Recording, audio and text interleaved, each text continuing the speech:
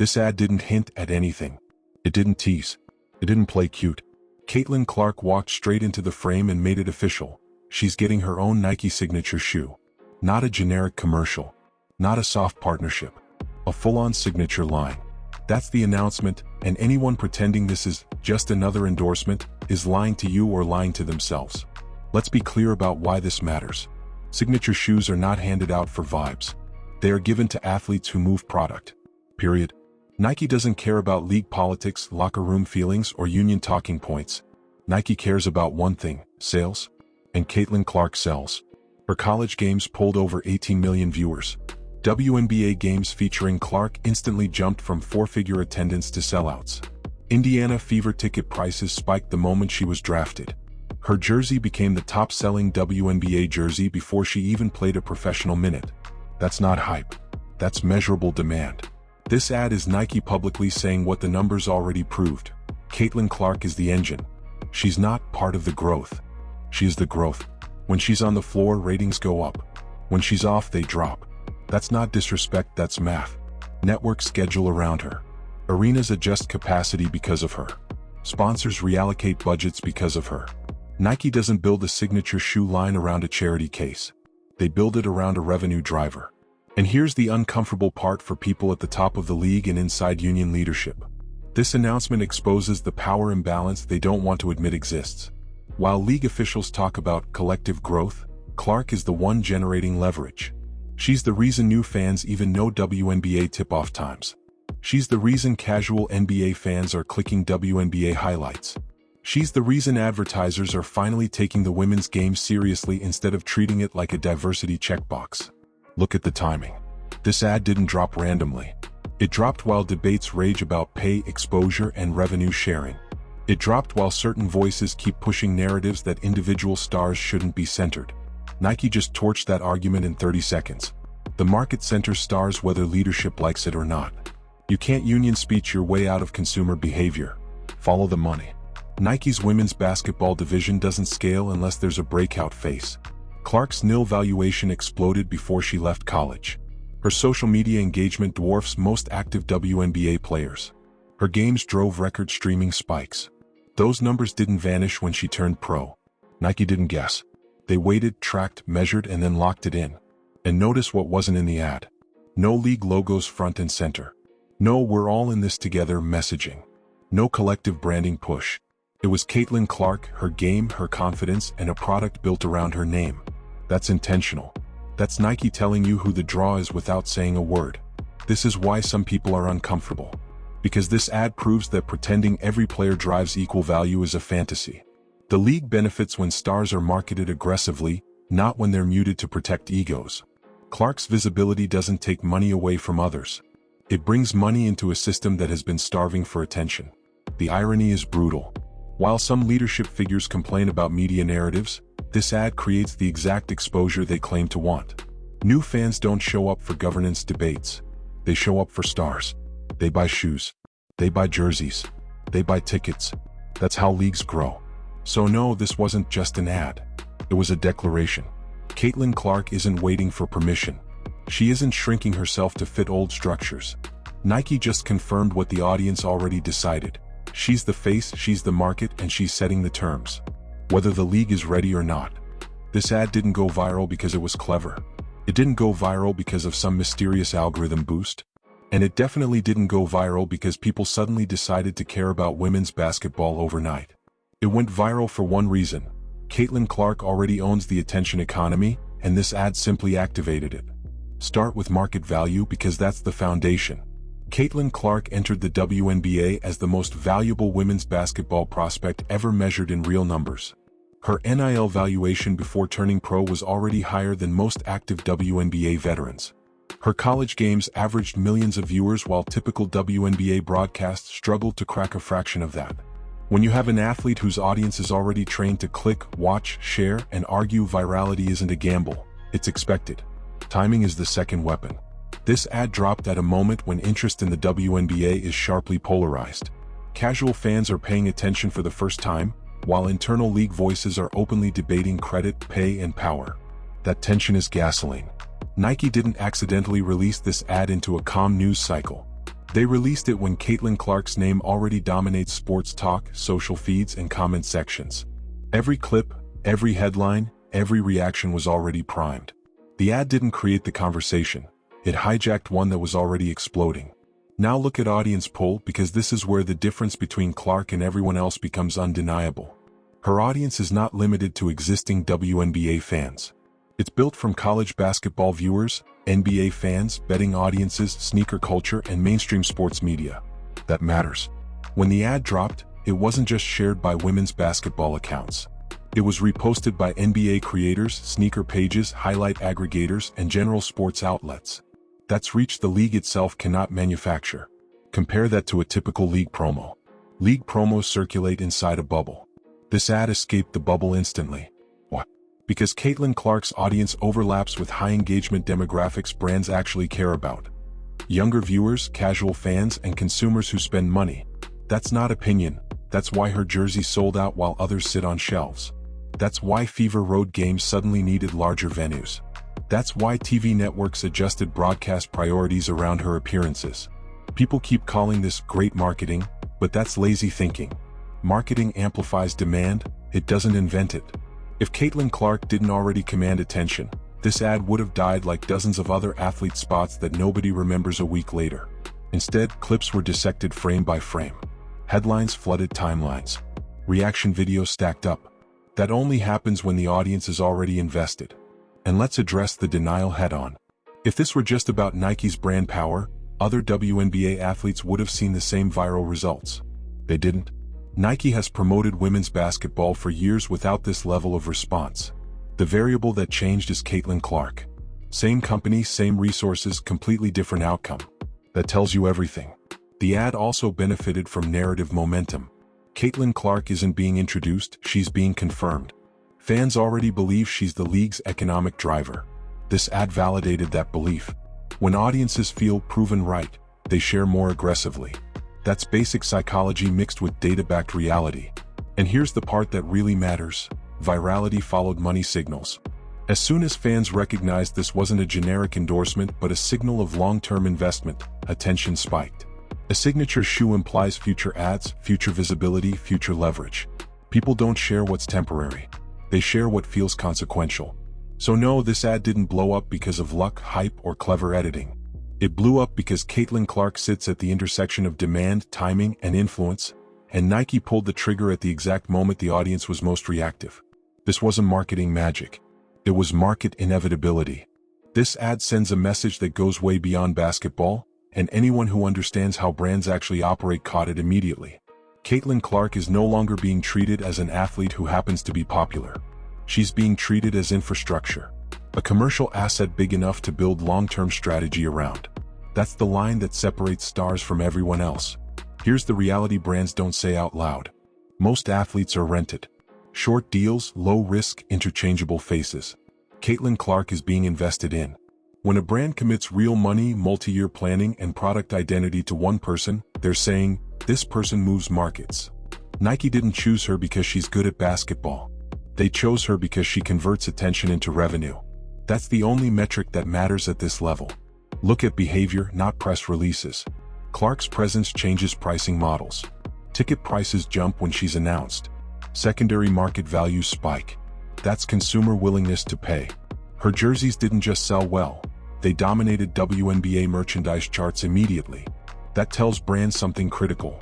Her fans don't just watch, they spend. That's rare. And that's gold. This is why the "she's just one player" argument collapses under scrutiny. Brands don't care about fairness narratives. They care about predictable returns. Caitlin Clark has already proven she delivers them across multiple platforms: television, streaming, social media, and physical products.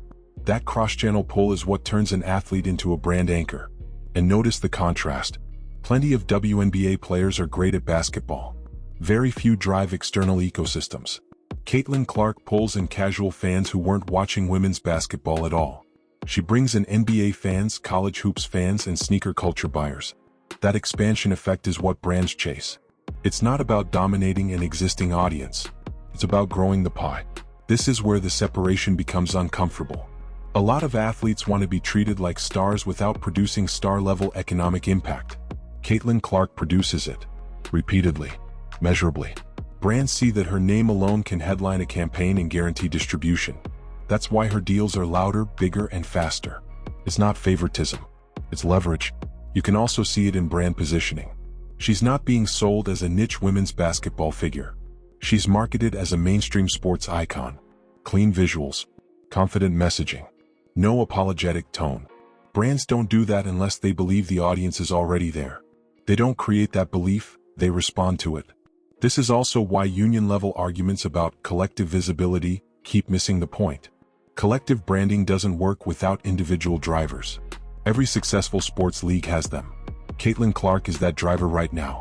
Ignoring that doesn't protect the league. It handicaps it. And here's the final tell. Brands don't just choose Caitlin Clark, they choose her first. Early commitment signals confidence. It signals that they expect her relevance to grow, not fade. That's not how you treat a temporary hype cycle. That's how you treat a long-term asset. So this ad isn't just about shoes or visibility. It's proof of market reality. Caitlin Clark isn't being elevated by brands. Brands are aligning themselves with her because she already holds the power. That's what separates a great player from a commercial force. Let's stop pretending league-run promotion is what moved the needle here, because the numbers don't support that story. This ad did more for WNBA visibility in days than years of official campaigns. That's not a knock for drama. It's a reality check based on reach, engagement, and audience behavior. League promos mostly circulate inside an echo chamber. They hit existing fans, existing followers, and the same limited media lanes. Caitlin Clark's ad didn't live there. It exploded across mainstream sports pages, sneaker culture accounts, and NBA-focused platforms. That matters because visibility isn't about how loud you shout, it's about who hears you. And this ad reached people the WNBA has never consistently reached on its own. Look at viewership patterns. Games featuring Caitlin Clark produce ratings spikes that don't happen elsewhere. That's not coincidence. That's causation. Broadcasters don't rework schedules for charity. They do it because Clark draws casual viewers who otherwise wouldn't tune in. This ad amplified that effect. It didn't just remind fans she exists, it told new audiences she matters. Merchandise data tells the same story. League-wide merch sales didn't suddenly surge because of a clever slogan or a social campaign. They surged because Caitlin Clark entered the system. Her jersey outsold others instantly, creating a halo effect where curiosity spills over into the rest of the league. That's how visibility actually grows, through a gateway star, not evenly distributed messaging. Here's the uncomfortable truth league leadership avoids. Equality of promotion sounds nice, but it doesn't create demand. Stars create demand. And once demand exists, everyone benefits. This ad didn't steal attention from the league. It injected attention into a league that desperately needs it. Notice how this ad reframed the conversation. Instead of arguing whether people should care about the WNBA, the discourse shifted to how big Caitlin Clark's impact already is. That's a win. Attention at scale always starts with individuals, not institutions. The NBA didn't grow because of press releases. It grew because of Jordan, Kobe, LeBron. This is the same playbook whether people want to admit it or not. And the league's own behavior proves it. Ticketing adjustments, venue changes, scheduling decisions. All of that followed Clark, not league slogans. This ad simply accelerated what was already happening by pulling in non-traditional audiences who follow brands more than leagues. The resistance to this reality is pure insecurity. Some people don't want to admit that one player can outmarket an entire organization. But the market doesn't care about feelings. It responds to pull. Caitlin Clark has pull. The league historically hasn't. If the WNBA is serious about growth, this kind of exposure isn't a threat, it's a lifeline. You don't suppress the one thing bringing new fans in. You build around it. You amplify it. You ride the wave instead of arguing about who deserves credit for the tide. So yes, be honest, this ad brought more eyeballs, more clicks, and more conversation than most league promotions ever have. That's not an insult. That's the blueprint. The sooner leadership accepts that stars drive visibility, the faster women's basketball actually grows. This ad wasn't just selling shoes. It was sending a warning shot about how power actually works in women's sports, and anyone still clinging to old narratives missed it. The message is simple and ruthless. Money follows attention, attention follows stars, and stars, not committees, move the industry forward. The future isn't about equal airtime or symbolic promotion. It's about who can pull audiences out of their routines and make them care. Caitlin Clark does that. The ad confirms that women's sports are entering a phase where individual market gravity matters more than institutional messaging. That's a shift a lot of people are not ready for. Look at where the investment is going. Brands are no longer spreading small checks evenly and hoping for goodwill returns. They're concentrating capital behind athletes who prove they can deliver scale. Caitlin Clark's announcement signals that women's sports are finally being evaluated by the same ruthless standards as men's sports: viewership, conversion, merchandise velocity, and long-term fan capture. That's not unfair. That's progress. This ad also exposes a quiet truth about attention economics. Leagues don't create attention anymore. Platforms and personalities do. Caitlin Clark doesn't need the WNBA to make her visible. The WNBA benefits because she's visible. That inversion of power is what this ad makes impossible to ignore. When a single player can dominate headlines, drive ratings, and pull sponsors, the leverage shifts away from centralized control.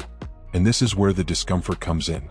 Some leaders still talk as if visibility should be distributed evenly by principle. That idea collapses the moment real money enters the room. Brands don't pay for principles. They pay for outcomes. This ad proves that the future belongs to athletes who can generate outcomes independently of league machinery. Notice what else this means. Young players watching this aren't hearing speeches about patience or collective bargaining first.